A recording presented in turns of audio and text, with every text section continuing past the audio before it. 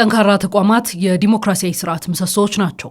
ከነዚህ መካከል ደግሞ የመገናኛ ብዙሃን ግንባር ቀደሙን ስፍራ ይዛሉ። ባለፉት የለውጥ ዓመታት የኢትዮጵያ ሚዲያ ለትርክት ግንባታ ያደረገውን አስተዋጽኦ መሰረት ያደረገ መድረክ ጠቅላይ ሚኒስትር አብይ አህመድ በተገኙበት ተካሂዷል። በመንግስትና የንግድ መገናኛ ብዙሃን ለውጡን ተከትሎ የተሰራው ሪፎርም ያለበት ደረጃ በስፋት ተመላክቶበታል። በኢትዮጵያ ለውጥ መምጣቱን ተከትሎ በሚዲያው ዘርፍ የተወሰዱ ሪፎርሞች የሚዲያውን አውድ ያሰፉ ቢሆኑም ነፃነትን የማስተዳደር ፈተናዎች አብረው እንደነበሩበትም ጠቅላይ ሚኒስትር አብይ አህመድ ጠቁመዋል።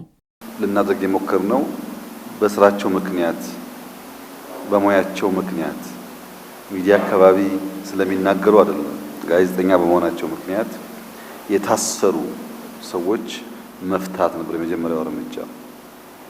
ጋዜጠኞች ከፈታን በኋላ ብሎገርስ ሆነው በዛን ጊዜ አገላለጽ አሁን ወይ ዩቲዩብ ወይ ፌስቡክ እንደምለው ሊሆን ይችላል ብሎገርስ ነበሩ።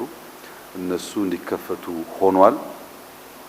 ኢትዮጵያ ከውጭ የሚሰራጩ ሚዲያዎች በሾርት ዌቭም በቲቪም ጃም ታደርግ ነበር። ከዚያ በፊት የጃሚንግ ስርዓቱ እንዲቀር ተደርጓል።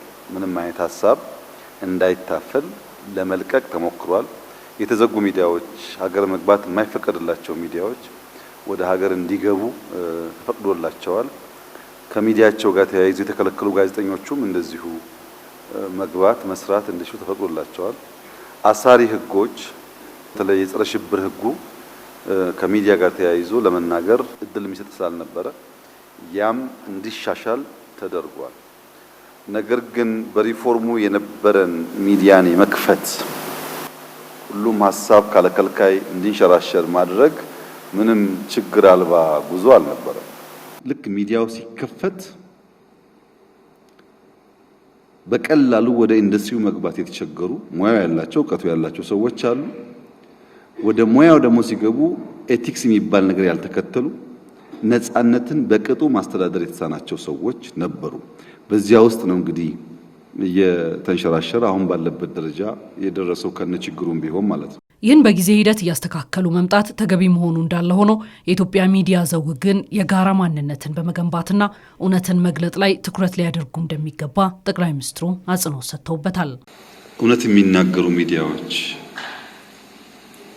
ያዩትን የሰሙትን በኮግኒቲቭ እውቀት ብቻ ሳይሆን ኢምፔሪካል በሆነ መንገድ ያን ኢንሲደንት ከቦታው ከሁኔታው ጋር አያይዘው እውነትን የሚገልጡ ቢሆኑ ጠቃሚ ነው ብዬ አስባለሁ። እውነትን መግለጥ ቀላል ነገር አይደለም። ዋጋ የሚያስከፍል፣ ገንዘብ የሚያሳጣ፣ በወዳጅ የሚያስጠላ ብዙ ጉዳዮች ሊተረኩበት ይችላሉ። እነዛን ጀግኖ መፈጸም የሚችል ሚዲያ ቢሆን ይጠቅማል ብዬ አስባለሁ። ሁለተኛ የጋራ ማንነት ላይ የጋራ ማንነት የሚገነቡ ቢሆኑ ለውይይት ለንግግር በር የከፈቱ ቢሆኑ ጥሩ ነው ብዬ አስባለሁ። ሀገራዊ ግቦች ላይ መቼም ናሽናል ኢንትረስት የሌለው ወይም በሃውስሆልድ ሌቭል የቤተሰብ ፍላጎት የሌለው አባወራ የለም። የቤተሰብ ፍላጎት ያለው አባወራ ሰርቶ ለፍቶ ደግሞ ልጆቹን ያስተምራል። በሀገር ደረጃም ኮሌክቲቭ የሆኑ ፍላጎቶች አሉ። እነዚያን አንጥሮ ያወቀና ለነዛ የሚሰራ ቢሆን ይመረጣል። ቢቀር ብዬ የማስበው ዋልታ ረገጥ ጫፍ ላይ የወጡ የሃይማኖትም የብሔርም የፖለቲካም ክርር ያለ ነገር መጨረሻው መሰበር ስለሆነ እሱ ቢቀር ሚዛናዊ ወደ መሆን መምጣትን ሚዲያዎች ቢገሩ ቢመሩ ቢያስተምሩ መልካም ነው ብዬ አስባለሁ። የሚዲያው ማንነት ብሔራዊ ጥቅምን ያስከበረ፣ ገዢ ትርክትን የሚያሰርጽ፣ ህብረ ብሔራዊ አንድነትን የሚያንጸባርቅና ሁለንተናዊ ብልጽግናን የሚያረጋግጥ መሆንም ይገባዋል።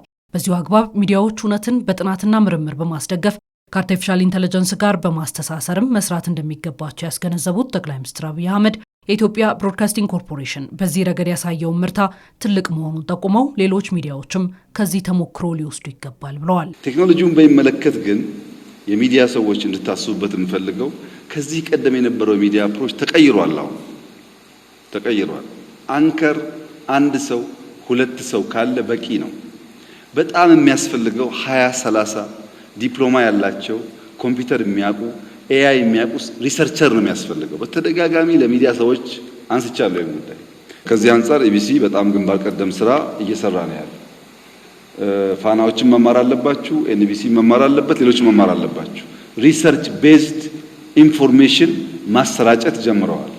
በአንድ ጉዳይ ላይ የውጭ ሀገር ዜጋ መጥቶ ኢትዮጵያን ሲጎበኝ በዛ ርዕሰ ጉዳይ ላይ ኢቢሲ ያቀረበው ሪፖርትና ፋና ያቀረበው ሪፖርት አይገናኝም። አሁን ኢንፎርሜሽን ጥሬው ሳይሆን እውቀት ይፈለጋል። ሪሰርች ቤዝድ ማድረግና ኤአይ መጠቀም ብንችል አብዛኛው ስራ ይቀላል። ሚዲያ ራሱን ከአክቲቪዝም በመለየት ጋዜጠኛው ለብሔራዊ ጥቅም መቆም እንደሚገባው የገለጹት ጠቅላይ ሚኒስትሩ ባህር በር መሰለን የህልውና ጉዳዮች ላይ ቀናይ መሆን እንደሚገባ አስታውቀዋል። ጋዜጠኛ ገለልተኛ መሆን ያለበት ከግል ጥቅሙ ነው ያሉት ጠቅላይ ሚኒስትሩ ለሀገር ጥቅም በጋራ መቆም ተገቢነት እንዳለው ጠቁመዋል። የሚዲያ ምርታ ለትርክት ግንባታ ያለውን አስተዋጽኦ በዳሰሰው መድረክ ላይ ኢቢሲን ጨምሮ የሀገሪቱ የንግድና የመንግስት መገናኛ ብዙሃን ከለውጡ በኋላ የተከወኑ የሪፎርም ስራዎቻቸውን ያቀረቡበትም ነው።